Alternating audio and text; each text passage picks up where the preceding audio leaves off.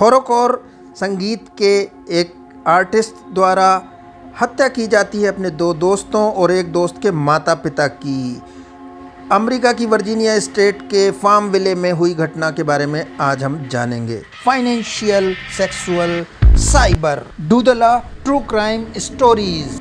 तो अमेरिका में वर्जीनिया में एक लड़की एमा, जिसके माता पिता का डाइवोर्स हो चुका था, और एक लड़का रिचर्ड। ये इन दोनों की कहानी है। रिचर्ड अपने आप में अकेलेपन को गुजारता हुआ एक लड़का, जिसके पास ज़्यादा दोस्त नहीं थे। खुद वो शरीर से काफ़ी भारी भरकम था। चूँकि वो लंबा चौड़ा था तो लोग उसके मजाक तो नहीं उड़ा सकते थे, परंतु उससे दोस्ती करना पसंद नहीं करते थे।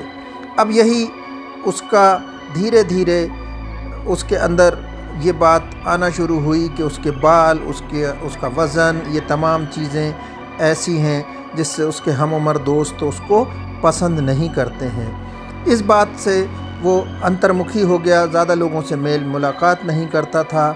उसने अपना यूट्यूब चैनल बनाया, उस पर कुछ वीडियो डाले और साथ साथ उसने अपने आप को साइको सैम नाम से रैप संगीत के अंदर अपना हुनर तलाशना शुरू किया। और अपने आप को स्थापित करने के लिए उसकी मुलाकात उसी संगीत को लेकर कई सारे लोग जो काम कर रहे थे उनसे हुई, और धीरे धीरे उसका अपना संगीत में अपने गीत लिखना, उसका म्यूज़िक बनाना और दूसरों के इसी तरह के संगीत में सहयोग करने का काम जारी रहा। उसने काफ़ी कुछ संगीत लिखा, गाया, और उसके उन गीतों को अगर आप देखेंगे तो आप समझ सकते हैं कि ये खुद में जो हॉररकोर है ये क्या है, और साइको सैम या रिचर्ड इसमें अपने आप को किस तरह से प्रदर्शित करता था। हॉररकोर हत्या, बहुत सारा अपराध, अंतर्मुखी होना, सुसाइड, ऐसी तमाम चीज़ों पे है। अब जैसे आप यही गीत जो कि रिचर्ड ने लिखा था, इसमें देख सकते हैं कि किस तरह के गंभीर या अलग अलग गीत हैं। उसके बोल इन्हीं मुद्दों के ऊपर, हिंसा के ऊपर हैं। उसमें सुसाइड की तरह की बातें आती हैं। उसमें लोगों को का गला दबाना या उनकी ज़बान को चुप कर देना के बारे में बातचीत है। अपने अंदर के डार्क साइड के बारे में बातचीत है। तो रिचर्ड इसी तरह के गीत संगीत में शामिल था और अपनी इन्हीं संगीत से जुड़े हुए लोगों के बीच में ज़िंदगी गुजार रहा था, और इस तरह से उसने अपने अकेलेपन को एक तरह के संगीत में खपा दिया था।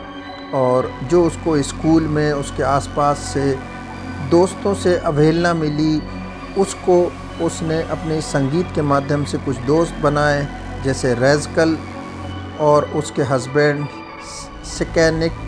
ये दोनों से उसकी दोस्ती हुई और यहाँ से उसके संगीत के संबंध में विचार बढ़ना शुरू हुए। वो उनके बीच में घुलने मिलने लगा, और इसी घुलने मिलने के दौरान उसकी मुलाकात हुई एक लड़की से, एमा। और ये घुलना मिलने के दौरान जो मुलाकात हुई एमा से, वो उसकी ऑनलाइन मुलाकात थी, यानी इंटरनेट पर ही दोनों की मुलाकात हुई। ये आपको रिचर्ड दिखाई दे रहा है यहाँ पे एक बातचीत के दौरान। ये लोग जब भी मिलते थे तो कुछ गीत संगीत शूट होता था, कुछ वीडियो शूट होते थे, और ऐसी जगहों पर, खंडहरों में वीडियो शूट किए जाते थे जहाँ पर तमाम चीज़ें बिखरी हुई हैं और अस्त व्यस्तता है, या कब्रिस्तान में कब्र के ऊपर।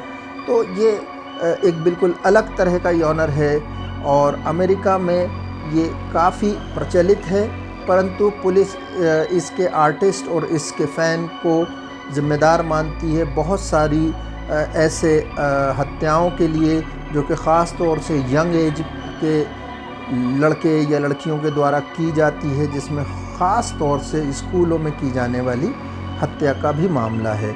यहाँ आप देख सकते हैं, ये जो रिचर्ड है उसने अपना एक वीडियो अपने इस जघन्य अपराध को करने से पहले डाला था, जिसमें उसके कमरे में तमाम तरह के पोस्टर इन्हीं तरह के लोगों से जुड़े हुए थे। तो एमा से ऑनलाइन उसकी मुलाकात होती है।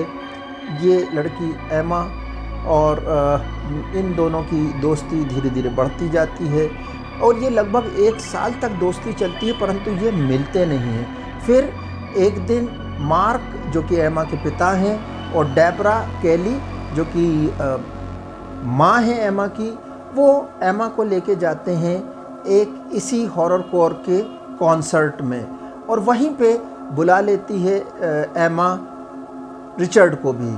तो रिचर्ड वहाँ उससे पहली बार मिलता है और एमा के साथ उसकी दोस्त भी थी मेलेनी, एमा, रिचर्ड और उसके माता पिता एमा के, ये सारे लोग उस कॉन्सर्ट में रहते हैं।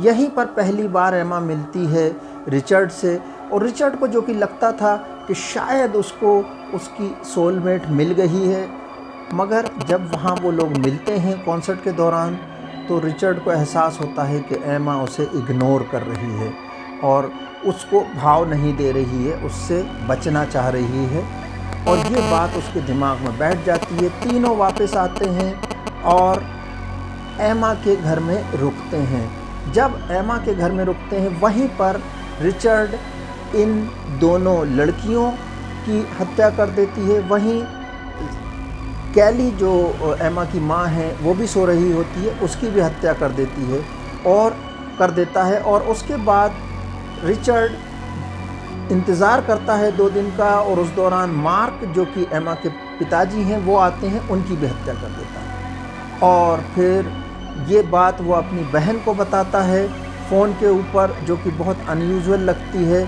तो उसकी बहन जो है वो सूचना पुलिस को देती है और पुलिस इस पर कार्रवाई करना शुरू करती है। तलाश होती है, चूँकि वो अपनी बहन को अपने जहाँ होने की बात है वो भी बताता है, तो उसके स्थान, पता, ये तमाम चीज़ें रहती हैं। तो पुलिस वहाँ पहुंचकर रिचर्ड को तलाश करना शुरू करती है। रात का वक्त होता है। रिचर्ड वहाँ से निकलकर और एमा के पिताजी के जेब से लिए हुए पैसों से एयरपोर्ट पहुँचता है, और पुलिस भी उसके पीछे पीछे उसकी टोह लेती हुई, उसकी जानकारी लेती हुई एयरपोर्ट पर पहुंचती है। एयरपोर्ट पर सस्ती फ़्लाइट के चक्कर में रिचर्ड इंतज़ार कर रहा था कि उसकी फ़्लाइट का समय हो, तब वो जाके उस फ़्लाइट में सवार हो। बिना किसी ख़ास मशक्क़त के एयरपोर्ट पर आखिरकार पुलिस उसको पकड़ लेती है। शुरुआत में उसका आइडेंटिफिकेशन पूछती है और कंफर्म हो जाने के बाद कि यही रिचर्ड है, उसकी तलाशी ली जाती है कि कहीं उसके पास कोई हथियार वगैरह तो नहीं है, और फिर उसको पुलिस अपनी हिरासत में ले लेती है। और इस तरह से एक ये जघन्य अपराध घटता है और उसको, रिचर्ड को सज़ा होती है 4 अलग अलग लोगों की सज़ा करने पे। और वो जब उससे पूछा जाता है कि ये तुमने क्यों किया, तो वो कहता है जीसस टोल्ड मी। इस तरह की मानसिकता से गुजरने वाले रिचर्ड को फर्स्ट डिग्री मर्डर में 6 बार पूरी उम्र के लिए ताज़िंदगी हिरासत में भेज दिया जाता है। यानी 6 बार ताज़िंदगी हिरासत के लिए उसको सज़ा दी जाती है। रिचर्ड अपने इस अपराध को लेकर किसी तरह के अपराध बोध में नहीं रहता है। बाद में ये कहा जाता है कि उसके दोस्त इस बात को क्लियर करते हैं टीवी चैनल पर और सोशल मीडिया में कि उन्होंने कभी उम्मीद नहीं करी थी कि वो ऐसा कर सकता है, रिचर्ड ऐसा कर सकता है। बाद में उसकी सोशल मीडिया और तमाम गानों की खोज खबर लेने के से पता चलता है कि वो बहुत अकेला था। उसकी स्कूल में बुलिंग की जाती थी और धीरे धीरे उसके अंदर एक मानसिकता अकेलेपन से उभरी और हॉररकोर में उसने अपने आप को खपा दिया। और इसी दौरान मिली उसकी ऑनलाइन दोस्त एमा से वो बहुत ज़्यादा उम्मीद रखता था, और जब सचमुच में मिलने पर वो पूरी नहीं हुई तो उसने एमा, उसके माता पिता और अपनी उस एमा की दोस्त मेलेनी 4 लोगों का कत्ल कर दिया। इससे सभी लोग हैरान रहे। उम्मीद है आपको वीडियो पसंद आया होगा।